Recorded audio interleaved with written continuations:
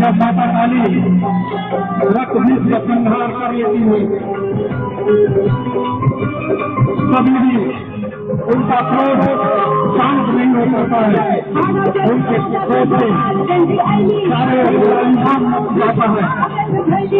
दाना तो दाना ऐसा बोले शंकर के पास जाते हैं और विनती करते हैं, हे महादेव आज भी माता काली का क्रोध शांत कर सकते हैं।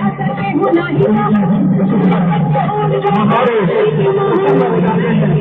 और माता काली का क्रोध शांत करने के लिए इस प्रकार आते हैं।